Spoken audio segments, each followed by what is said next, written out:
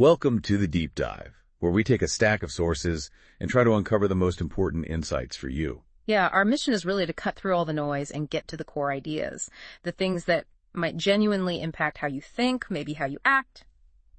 And today we're diving into something that really touches on courage, creativity, and maybe even unlocking some of your own untapped potential. Mm-hmm. Our source material comes from excerpts discussing a really fascinating book called Originals: How Nonconformists Move the World by Adam Grant. This was shared in a session called Keys to Unleash Originality. So this deep dive is basically a look at what originality really is. And importantly, not just for, the famous creative types, but for anyone. Right. It's about practical ways you can actually cultivate it in your own life. And it challenges some pretty common assumptions along the way. Absolutely. So our goal here is to pull out those key nuggets of wisdom. What does it mean to be original? How can anyone develop that capacity? And how does questioning conventional thinking maybe unlock surprising possibilities? Yeah, get ready to maybe rethink some things you thought you knew about creativity, procrastination, even like quitting your day job. Okay, let's unpack this. So the sources, they jump right in by tackling a really, really common belief. Which is? Well, this idea that originality is some kind of rare gift, right? That it's reserved for people born with this innate genius. Yeah, that hits home for a lot of people, I think. That feeling that creativity is something other people have. Mm-hmm. The source specifically mentions feeling like one of the bottom of the class kids. Yeah, 50 on you, Joe. Right, and thinking that meant creativity was just off the table for them. And that's the core argument the book seems to make, according to these sources. Creativity isn't just some exclusive trait for the geniuses. Okay. It's presented more as a technical skill or maybe an approach, a way of thinking that, ordinary people can absolutely learn and develop. That's incredibly liberating, isn't it? It takes originality out of this realm of sort of magic and puts it into the realm of practice, intentionality. Exactly. And if it is a skill, well, what gets in the way of actually practicing it? One huge barrier the sources highlight is this fear. The fear of having bad ideas. The dreaded internal critic, always whispering doubts. Precisely. The sources point out how people often connect bad ideas directly to themselves, like, go you so go, kavigo de kuta, rosomo. They think the bad idea is them. Oh, wow. That's a heavy burden. It is. And this really personal fear of being wrong or, inadequate, it leads to silence. The statistic shared is pretty stark, actually. Apparently, 85% of people choose silence when they're asked for their best ideas or visions. 85%. That's a huge amount of potential, just staying quiet, all because of the fear one idea might be bad. It really shows you the power of that fear, doesn't it? But originals, as discussed in the sources, they understand something different. They get that bad ideas are just, part of the process. They're not personal failures. Exactly. They're just ideas. And the path to finding a few truly great ideas, it involves generating a lot of ideas. The sources use the term prolific work. Prolific output. Okay, that makes sense. When you look at history, the examples from the source really click. Bach, Beethoven, Mozart. We know their greatest hits, right? But they wrote hundreds, sometimes thousands of pieces. Only a few really became immortal, but they had to create all of them to find those gems. And it wasn't just composers. You look at figures like Picasso, Einstein, Edison. The sources highlight they were just incredibly prolific across their fields. They weren't hitting home runs every single time. They were constantly generating, constantly experimenting. Bringing it more current, the sources mention Yoon Jong-shin's project, monthly Yoon Jong-shin. Yeah. Creating a new song every single month for years. That's dedication. Right. And that relentless output eventually led to a massive breakthrough. Or think about successful YouTubers. So many of them worked for years, putting out content consistently, often with low views, before hitting that tipping point. Breaking the threshold. Yeah. So the core insight here feels really powerful. Don't let the fear of making something imperfect or having a bad idea paralyze you. Right. Quantity and persistence. They seem to be fundamental paths to quality and breakthrough over the long haul. It's about having the courage to just create, not expecting brilliance right out of the gate. That actually ties into the next point from the sources, which this one feels pretty counterintuitive for a lot of us. The idea of planned procrastination or guru. Yeah, most people hear procrastination and think, oh, that's just laziness. Avoid it. Exactly. It's the enemy of productivity, right? But this is a key distinction the sources draw from the book. It's not about avoiding the work forever. It's more about starting the task, getting those initial thoughts down. Okay, so you engage first. Yes, you engage first. And then you allow for these intentional periods of, like, incubation or dawdling, as the source puts it. So you get the wheels turning and then step back and let it simmer. You're creating... Exactly. Time for deeper thought, for ideas to develop in a non-linear way, you know, without that constant pressure to just finish it right now. The examples used in the sources really make this concrete.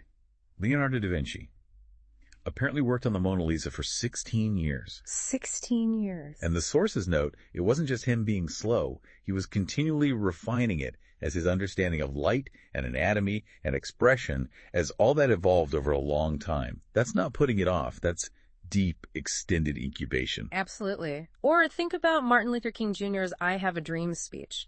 The sources point out that the most iconic line, I have a dream, wasn't actually in his final prepared text. Really? Yeah, it apparently emerged in the moment, likely from ideas that had been processing, incubating during all that preparation right up until the last minute. Wow. That completely reframes procrastination, doesn't it? Oh, yeah. It's not just a bad habit. It can actually be a deliberate method, a way to let creative insights crystallize after you've already done the initial work, after you've started. You have to initiate first, yeah. But then giving it that space can be crucial. So another habit the sources highlight among these originals, it's their tendency to question the way things are. They call it doubting the initial settings, the defaults. Questioning defaults, it sounds kind of small, maybe. But the source uses this really interesting study about web browser users. Wow, you saw that. People who actually took the initiative to download and install Chrome or Firefox. They tended to show higher job performance and creativity compared to those who just stuck with the default, like Internet Explorer or Safari. Which is surprising, right? You wouldn't think your browser choice matters that much. And the sources are clear. It's not that the browser itself has some magic property. It's about the underlying attitude. Yeah. The people who bothered to question the pre-selected option, who took that small step to look for something different, they demonstrated a kind of nonconformist mindset that seems connected to originality in other parts of their lives. That tiny act of choosing a different browser reveals this willingness to look beyond what's given, to ask, hey, is there maybe a better way? Exactly. It's like exercising that questioning muscle. And this actually leads to another point from the sources that really pushes against a lot of popular narratives. Okay. It's the idea of using a strategic safety net. You know, so many success stories are about the on-course approach, burning your bridges, quitting everything cold turkey to chase the dream. Right, the dramatic leap of faith, all or nothing. But the book, based on these sources, suggests that originals often keep their safety net. They don't necessarily burn the bridges. Huh. But wouldn't that mean less commitment? Like you're not truly all in? Well, the sources actually present the opposite view.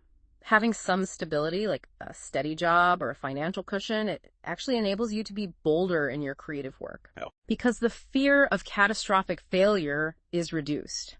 As the source puts it, you can be bolder while having a safety net. You can take more risks on your creative projects when your basic survival isn't immediately threatened if it doesn't work out right away. Ah, like that analogy the sources use. Kids will do somersaults easily on a soft bed, right? But they're super cautious on the hard floor. Exactly. The safety net is like laying down that mattress for yourself. That makes a lot of sense. And the historical examples mentioned are pretty telling. Steve Wozniak kept his job at HP even after he co-founded Apple with Steve Jobs. Wow, I didn't know that. Yeah. Stephen King worked various jobs long after he started publishing novels and even had some success. Bill Gates? He didn't drop out of Harvard until Microsoft was actually generating income already. So they weren't just being reckless. They were strategic. They built their new ventures alongside their existing stability. Right.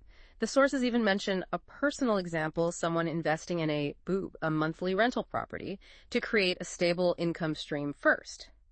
That base security then allowed more freedom to pursue other, maybe riskier ventures. So it reframes starting small, not as a lack of ambition, but as practical wisdom. Exactly. Practical wisdom that reduces that paralyzing fear of total failure. And that actually frees you up to experiment more courageously. That's a really powerful perspective shift. You don't necessarily need to blow up your whole life to start building something new and original. The sources also touch briefly on some interesting correlations.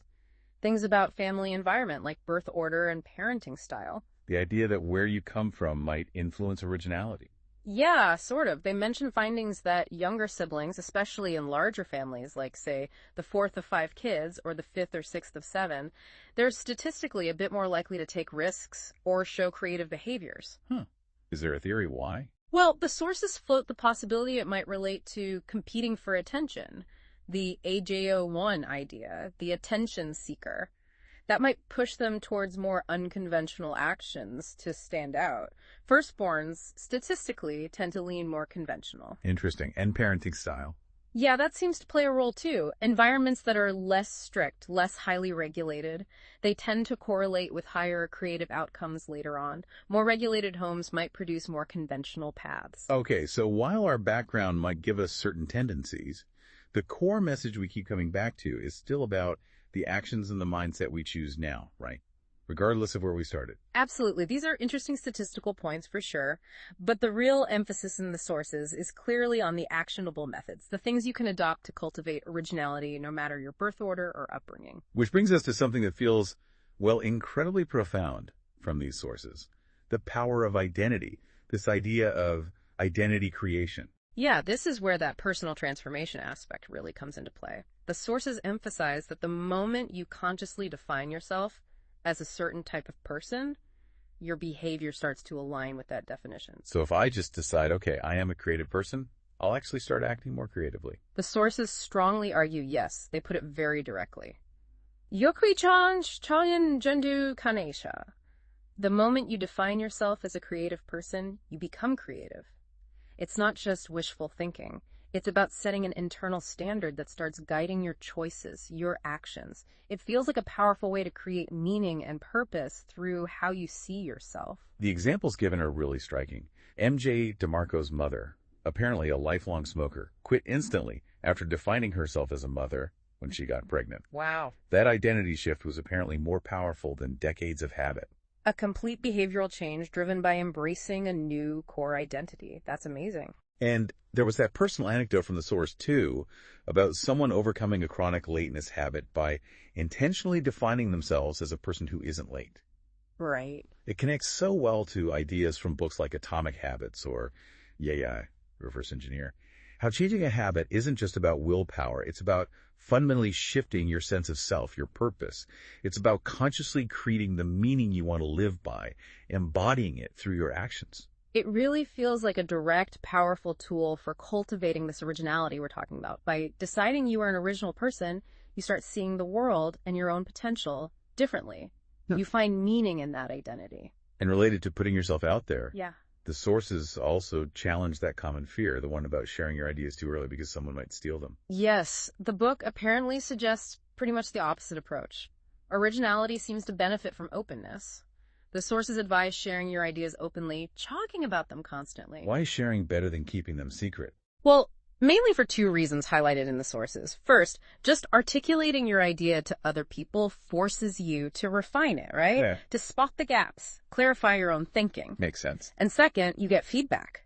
And the sources really stress getting diverse feedback, not just talking to people who already think like you, but seeking out those with different perspectives. Avoid the echo chamber. Exactly. Different viewpoints help you spot flaws you missed, refine the concept, and stop you from getting stuck in tunnel vision, which, can lead to big mistakes later. Ugh. So openness and diverse feedback seem crucial for developing an original idea beyond just its initial spark. This deep dive has really unpacked so many counterintuitive but powerful ideas about originality. Mm-hmm. Just to kind of wrap things up, why should someone listening consider picking up originals based on what these sources say? Got a strong recommendation, right? 9 out of 10? Yeah, a very high rating. The sources recommend it strongly because it provides concrete methods, actual strategies that you can really apply. It's not just abstract theory. And they also found the writing itself excellent, apparently well translated, very easy to understand. Halari, Aulakami Hogad Loyan, Krado Kungi Enogen. And the examples the stories used to illustrate the points. They found those particularly strong and memorable. Hi, John. Hey, John. Hoshe Hogen. Right. It seems to take these potentially complex or elusive ideas about creativity and just makes them feel accessible, achievable. Yeah. It really drives home that Originality isn't about being some mythical genius. Yeah. It's more about adopting specific mindsets and practices, embracing that prolific work ethic, leveraging planned incubation, questioning the defaults around you, building those strategic safety nets, seeking out diverse feedback, and maybe most powerfully, defining yourself as the person you want to become, finding meaning in that pursuit. So what does all this mean for you, listening right now? I think this deep dive into originals really shows us that being creative, having an impact, that isn't some unattainable quality reserved for just a lucky few. No, it seems fundamentally about courage, doesn't it? The courage to just try new things, the courage to share those early, maybe imperfect ideas, despite the fear, the courage to question the path everyone else seems to be on, even in small ways. And it's about self-compassion, too, recognizing that bad ideas are just ideas. They're not personal failures. It's understanding that building a safety net isn't weakness. It's actually wisdom that empowers you to be bolder.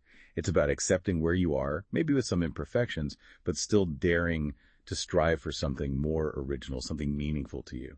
And perhaps most profoundly, it's about intentionality and finding that meaning, actively defining yourself as the creative, original person you aspire to be, embracing that identity, and then backing it up with consistent effort through prolific work, allowing that space for incubation, seeking input. It really feels like a journey of self-creation, finding a deeper sense of purpose by aligning who you want to be with what you actually do.